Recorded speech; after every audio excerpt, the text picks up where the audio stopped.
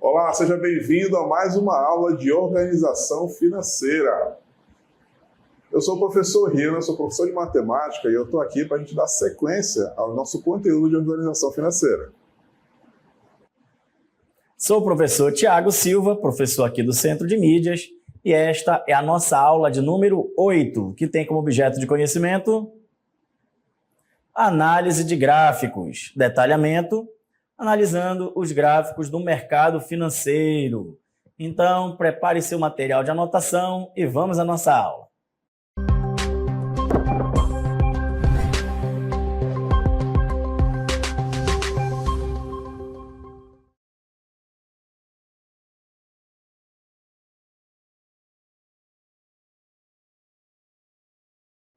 E aí, vamos iniciar a nossa aula falando da economia do Brasil. Então, vamos ver aqui como é que funciona ali o salário, né, do brasileiro, como é que está a nossa população em relação a finanças e muito mais. E para iniciar a partezinha aqui da nossa economia do Brasil, acompanha comigo aí um vídeo.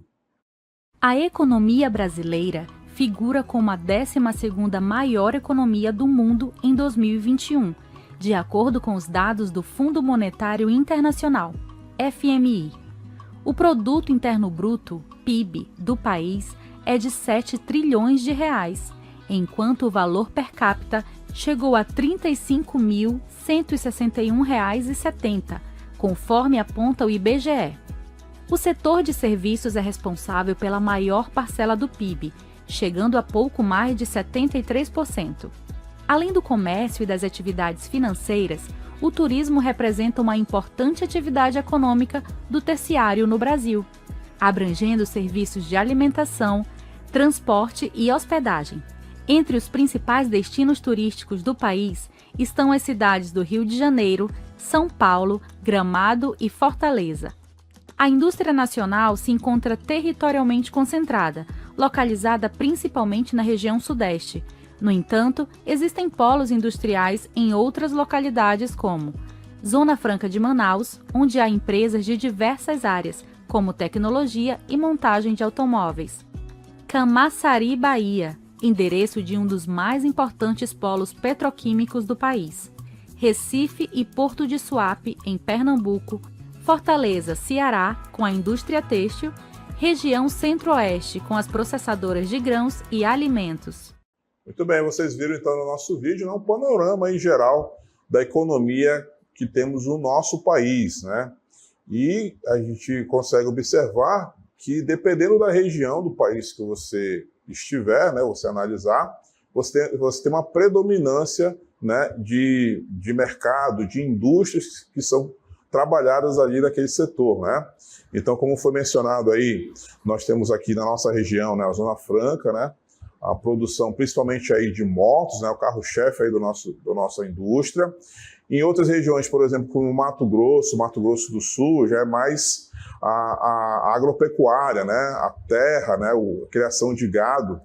E se você for para outras regiões, você vai ver características diferentes, não é isso, professor? Exatamente, né? Então, isso ajuda, claro, muito dentro da nossa região. Falando aqui da nossa Zona Franca de Manaus, como o professor Rino acabou de dizer, né, uma montagem de motos, né, motocicletas. Então, isso ajuda muito com a nossa população, né, ofertando empregos e, claro, aumentando ali a renda da nossa população. Não é isso, professor? Isso mesmo. Então, vamos lá, o nosso texto. 90% da população brasileira ganha menos de 3 mil por mês. Entenderam? Como é que funciona isso, né? É feito, claro, todo um estudo ali da população e 90% ali, né, foi apontado ali no nosso estudo que ganha menos de 3 mil por mês. Isso é muito? Não. Né? Isso a gente sabe que a gente tem a nossa inflação, então os produtos sempre estão ali aumentando e o nosso salário mínimo hoje, né, aqui no nosso Brasil, é de R$ 1.412. Então imagina aí que 90% da população está ganhando ali aproximadamente até 2 salários mínimos. Então, perto aí de como está a nossa inflação, isso não é muita coisa. E a tendência é sempre os valores dos produtos aumentarem, né? Então, a nossa população ela precisa se educar financeiramente, né? E se organizar para fazer com que essa renda aumente, né? Tenha sempre aquele ganho extra. Tudo bem? Vamos aqui ao nosso texto. O Brasil é o 17º país mais desigual do mundo.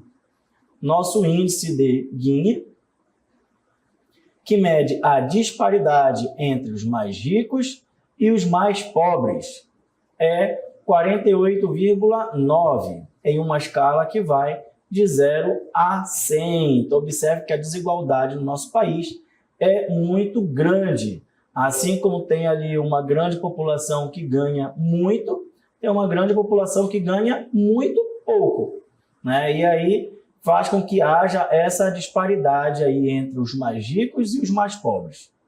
Continuando aí o nosso texto, é o mesmo número da República Democrática do Congo. No gráfico abaixo, veja a renda domiciliar per capita, ou seja, quanto dinheiro há para cada pessoa de uma casa por mês.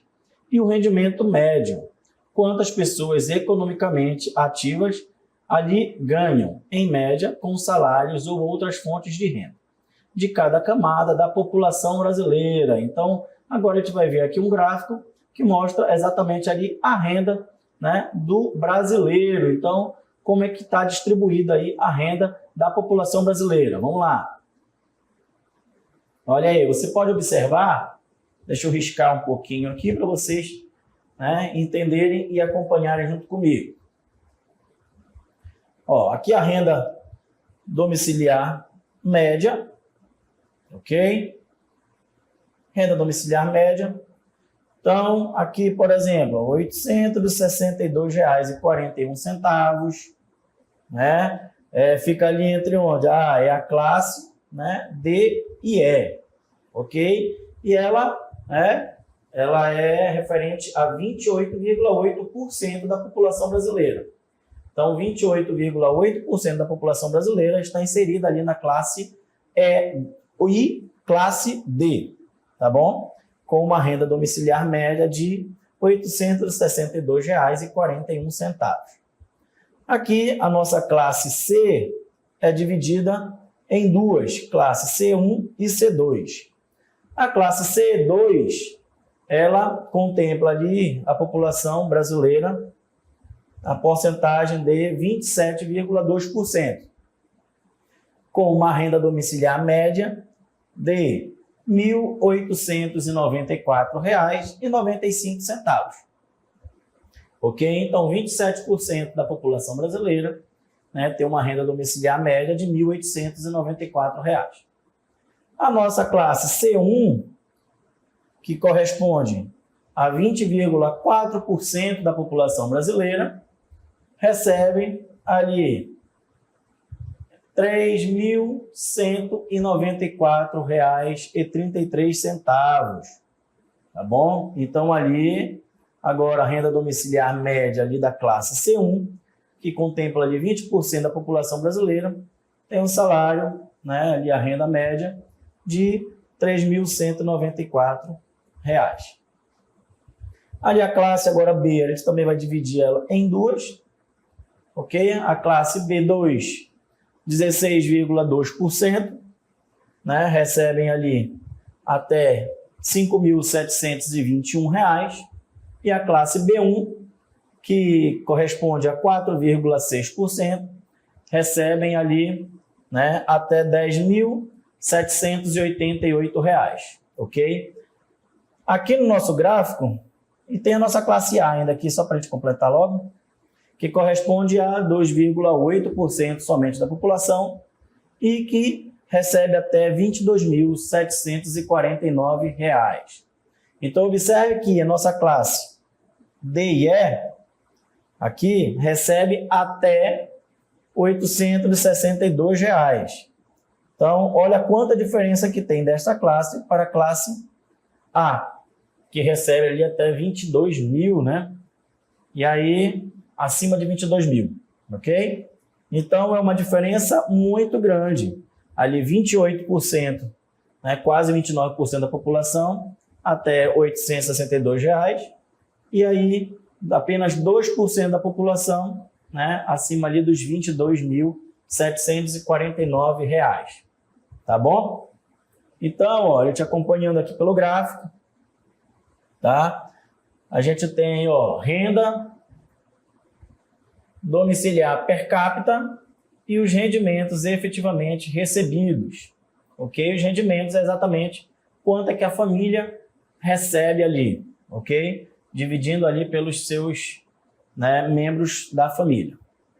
Então, aqui, ó, de amarelo, ó, os mais pobres, 5% recebe até R$ 94,00 apenas ali por membro da família, ok? 10% recebe até R$ 202,00 por membro da família, 20% recebe até R$ 356,00 por membro da família, 50% da população recebe até R$ 810,00 por membro da família, 20%, né, recebe até R$ 1.722,00, né, por membro da família, e aí 10% até R$ 2.730,00, né, por membros da família. Então, observe que até aqui, ó, já foi, ó, 5, 10, 15, 35, né, aqui 50%, já está dando aqui, né, 810, vai para aqui, temos 50%, né, aqui 70%, 80%. Então, 80% da população, né, até aqui, nesta linha onde eu estou marcando, vai receber até R$ 2.730, que é exatamente aí a informação que a gente leu agora há pouco, tá bom? Somente esses 5% aqui, que recebe até R$ 4.275 por membro da família, e apenas 1%, que são os mais ricos, que recebem mais de R$ 10.277 por membro da família. Então, se você tirar ali os 5% que recebe os 4 mil e pouco, e os 1% que recebe ali os mais de 10 mil e pouco, né, então tirando esses 6%, 94% da população, né, ali por membro da família vai estar recebendo, né, abaixo de R$ 3.000, que foi exatamente a informação que a gente passou agora há pouco. Tudo bem? Então, vamos só acompanhar aí como leu o gráfico. A curva vermelha que nós vimos aí no gráfico mostra o mínimo que o indivíduo precisa ganhar por mês para pertencer a cada categoria. Tudo bem? E os 1% mais ricos ganham mais de R$ 19.901 por mês. Os 5% mais ricos, né, mais de R$ 7.874. São exatamente os que ficam fora daquele primeiro gráfico que a gente viu, né? Aquela primeira informação, na verdade, que a gente viu, onde a população, né, 90% da população, recebe menos de R$ 3.000. Né? E assim por diante, de maneira análoga, a curva amarela mostra o mínimo de dinheiro que precisa haver mensalmente para cada pessoa de uma residência, de modo que ela pertença a cada percentil. Tudo bem? Que foi exatamente o que eu estava marcando ali para vocês. Ok? Agora a gente vai verificar qual que é o perfil do investidor brasileiro, porque aí a gente verificou o quê? Referente à renda. Só que nem sempre a nossa renda vem ali do nosso trabalho, né, professor? Exatamente. Às vezes nós temos aí outras fontes de renda, né? E aqui é um caso de investimento, né? Então vamos atentar ao texto, né? No total da amostra da população brasileira, encontramos pessoas que investem em produtos financeiros e outra parcela que direciona esses recursos para imóveis, estudos ou negócio próprio. Então, tem aquelas pessoas que possuem casas para alugar, né, propriedades para alugar, então é uma outra renda, né? Então, além do trabalho dela, ela tem uma outra renda, ela aluga, por exemplo, para alguém montar uma loja naquele espaço, né, montar algum outro serviço, né?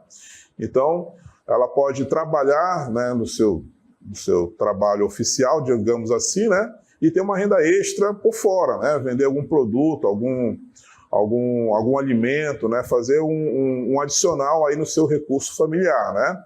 E nós temos, claro, os produtos de investimentos, não é isso, professor? Exatamente. E aí, mais para frente aqui, a gente vai mostrar um gráfico, só que só está levando em consideração exatamente as pessoas, né, no caso os brasileiros, que investem em produtos financeiros. Então, os que são produtos financeiros são exatamente os investimentos ali, Tesouro Direto, né, CDI, CDBs, ok? Fundos imobiliários, tá bom? Então, esses são os nossos produtos financeiros. Vamos lá, continuando com o nosso texto. Então, para efeito desse levantamento, foi isolada a população que investe somente em produtos financeiros, como o professor Thiago falou.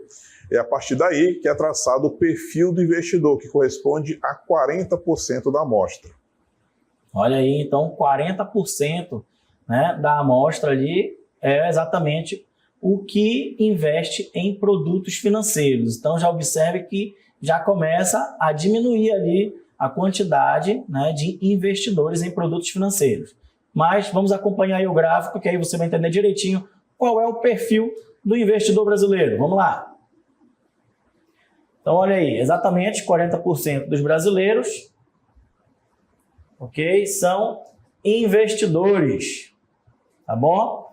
Desses 40%, 55% são homens, ok? E 40% são, melhor, 45% são mulheres, tá bom? Então, o que mostra? Que realmente a quantidade de investidores, né, do sexo masculino é um pouco maior. É muita coisa? Não, mas é um pouco maior. Tudo bem? Dessa quantidade, ó, observe que a média do investidor brasileiro é de 42 anos. Dificilmente a gente tem ali um investidor brasileiro com uma idade baixa, tá bom? Então, normalmente ali o brasileiro só começa a investir, né, ali próximo aos 42 anos. Tudo bem? Aqui, pessoal brasileiro da classe A, né, corresponde somente a 8% do pessoal que investe, tudo bem? Dos investidores. Os brasileiros da classe B correspondem a 44%, tá, dos investidores. E os brasileiros da classe C correspondem a 48%, ou seja, não tem precisão de você ganhar muito para você investir, tá bom? O perfil do investidor brasileiro, na maior porcentagem, faz parte da classe C e não da classe A, ok? Aqui, de acordo com, né, as regiões aqui do nosso Brasil, vamos ver aqui como é que está dividido aqui os investidores de acordo com a nossa região. Aqui na nossa região norte, ó, somente 6% da população da região norte, né, são investidores. No centro-oeste são 15%, ok? No sul também são 15%. Sudeste são 48%, ou seja, os 40% dos brasileiros, né, que são investidores, 48% deles está situado na região sudeste, tá? E 17% na região nordeste, ok?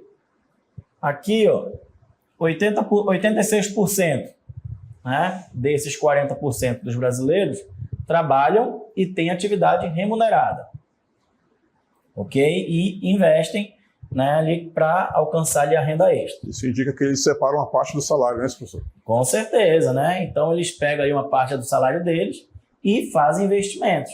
Eles não vivem somente do investimento, eles têm o trabalho deles, né, atividade remunerada. 33% são assalariados registrados, tá? Aí pode ser carteira assinada, pode ser servidor público, né? 15% deles são freelancers, ou seja, não tem um emprego ali muito, vamos dizer assim, fixo, né? Tem ali as suas atividades remuneradas, mas nada ali, né, muito fixo. E 7%, né, são desempregados, né? Conseguem ali um dinheirinho e vão tentando aplicar esse dinheiro que vão conseguindo. Então, né, aqui em relação a estudos, 15% tem apenas o ensino fundamental, 43% tem apenas o ensino médio e 48% possuem aí o ensino superior, ok? E a renda média familiar ali na faixa dos R$ 7.100. Então, é exatamente este o perfil do investidor brasileiro, tá bom? Então, ali, né, 55% masculino, mas você viu que não precisa ter muito dinheiro para que você comece a investir. A maioria dos investidores não são milionários, tá bom? Mas estão sempre ali em busca, né, de investir e conseguir ali uma renda extra com investimentos, ok? E aí, para isso, né, como é que a gente pode construir, né, um futuro melhor? Olha a nossa perguntinha aí, como construir um futuro melhor para mim e para minha família, né? Conseguindo ali uma melhora significativa, Isso. Com certeza. Nós temos aqui algumas sugestões, nós vamos fazer a leitura então das nossas sugestões. Olha aí o primeiro, como construir um futuro melhor para mim e para minha família? Vamos lá. Como construir um futuro melhor para mim e para minha família? O futuro é algo incerto e, por vezes, também pode ser muito temeroso. De fato, há situações que fogem ao nosso controle. No entanto, há outras que podemos fazer para diminuir essa sensação de insegurança e fazer com que a contemplação do que está por vir traga expectativas e não temores. Sim, é isso mesmo. É possível imaginar o futuro de forma positiva e, inclusive, prever o que está para acontecer em nossas vidas. Quer saber como? A seguir, mencionaremos algumas dicas e estratégias para saber como construir um futuro melhor para você, sua família e todos aqueles que você ama. São maneiras práticas, mas que trazem ótimos benefícios a longo prazo, além de muito mais segurança para o que ainda não é visível. Vamos lá então ver as nossas dicas. Vamos lá. Primeiro aí, olha aí, defina metas claras para o futuro. O primeiro passo para construir um futuro melhor é ter metas e objetivos bem definidos. Não tenha medo de sonhar alto, mas trace um plano consistente e que possa ser alcançado a longo prazo. Não tenha vergonha de ir aos poucos e respeitar seu tempo. Tenha em mente que uma jornada consistente pode levar tempo para ser terminada, ok? Então, você definir metas, né, claras ali para o seu futuro é o primeiro passo já ali e fundamental. Tudo bem? Vamos para o segundo? Vamos lá então. Melhore seus conhecimentos sobre finanças. Quando falamos sobre o futuro, um dos maiores receios de todos envolve a saúde financeira. E não é para menos, né? Precisamos oferecer boas condições para a nossa família e garantir uma chegada mais confortável à terceira idade. Por isso, se eduque no assunto. Há cursos online gratuitos sobre o tema. Muito bom. Próximo passo aí, olha aí, invista em educação e cultura. Outro cuidado fundamental para uma vida cheia de conquista é o investimento em educação e cultura. Isso é válido tanto para os adultos da casa quanto para as novas gerações. O investimento em escolas e cursos nunca é algo jogado fora.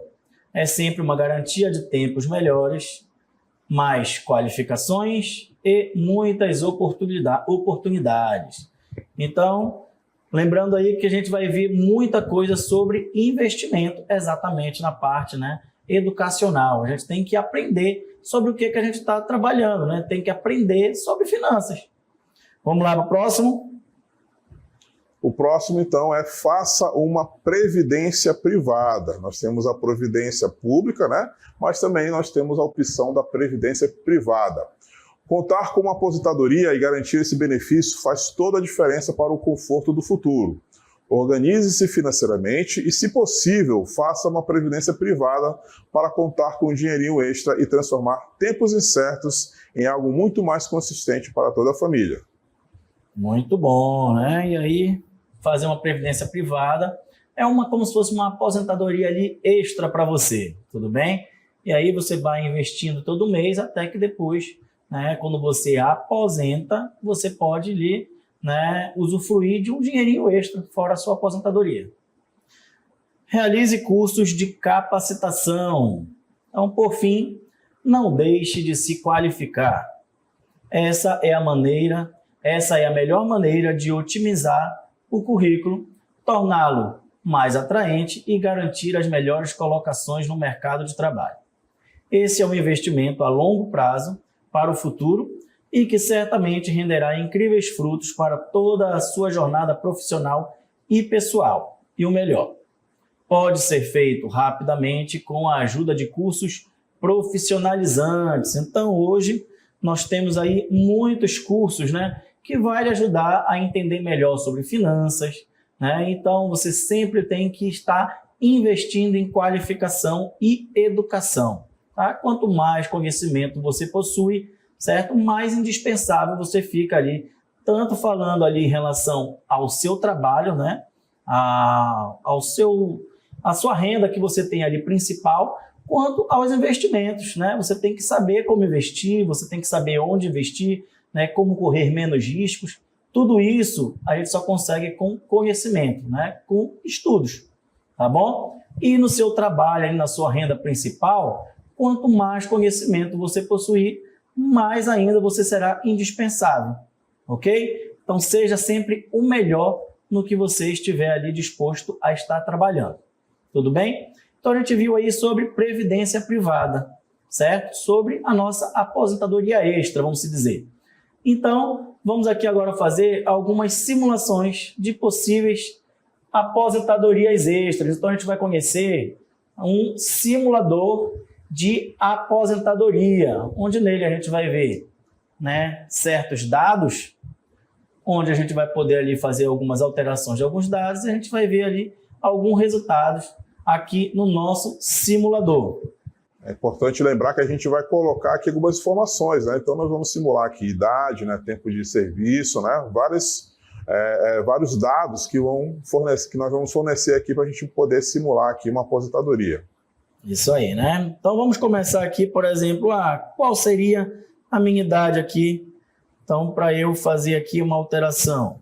Vamos lá, eu vou colocar aqui, professor Rio, não é a minha idade, vamos dizer 35 anos. Vou começar a investir aqui numa aposentadoria, né? Vamos dizer, uma previdência privada, aos 35 anos. Eu inicialmente, eu tenho, vamos dizer, 10 mil para iniciar, né, o meu investimento aqui. E aí, todo mês, eu quero guardar R$1.000. Vou guardar R$1.000 aí todo mês até, né, a minha aposentadoria. E eu vou me aposentar com, vamos dizer, 65 anos. Vamos lá, eu vou me aposentar com 65 anos. E eu quero ali um ganho mensal de 3 mil. Vamos ver quanto tempo vai durar essa minha aposentadoria, ganhando R$3.000 a mais por mês, ok? E aí a gente tem aqui o nosso resultado, olha. Aposentando-se aos 65 anos, você terá acumulado R$657.415,71, suficiente para uma renda mensal de 3 mil até você chegar aos 94 anos. Olha aí, observe. Eu comecei, né, fiz ali o primeiro investimento de R$10.000 e todo mês eu ia guardando R$1.000, certo? Ali no meu investimento, tá bom? E aí, quando eu me aposentar aos meus 65 anos, lembrando que eu vou estar fazendo todo mês esse depósito, dos 35 até os 65. Tá? E aí eu vou ter R$3.000 todo mês até eu alcançar os meus 94 anos. Muito tempo, né? Mas vamos fazer como se fosse agora, para você, né? Aluno aí, vamos dizer que você vai começar a investir com 20 anos. Pronto, vamos colocar uma idade mais baixa, né, professor? Exatamente. Vamos simular aqui um estudante do ensino médio. Exatamente. E você não tinha dinheiro nenhum para começar a investir. Mas depois você vai começar a trabalhar, vai trabalhar bem ali e vai conseguir guardar ali, né, R$1.000 por mês. Ou vou até diminuir, vou colocar R$500 por mês, né? Algo mais realista, né? Isso. Vamos dizer que ele vai guardar ali R$500 todo mês, né? E vou colocar também 65 anos ali, ok? E vamos ver aqui como é que ficou. Lembrando que você quer ganhar ali pelo menos 3 mil, né? E aí, ó, aposentando-se aos 65 anos, lembrando que você começou ali a guardar R$500 todo mês a partir de 20 anos, ok? Então, aposentando-se aos 65 anos, você terá acumulado R$ 630.802,66, suficientes para uma renda mensal de R$3 mil, né, caso extra, ok? Até você chegar aos 93 anos. Lembrando que se você quisesse ganhar mais ali por mês, né, iria diminuir aí esses 93 anos, ok? E se você também quisesse, né, investir mais ali também todo mês, eu passei a ganhar mais, fui promovido, então eu vou passar a investir mais. Isso também aí altera nesse investimento, ok? Então, saiba que você consegue ali ter uma vida financeira, né, muito estável futuramente. Basta você, né, investir em educação e, claro, em investimentos financeiros. Isso, ter a meta, né, estabelecer a meta, né? E ser disciplinado, claro. Então, pessoal, essa foi a nossa aula. Espero que vocês tenham gostado e aprendido. E a gente se encontra aqui numa próxima oportunidade. Até mais!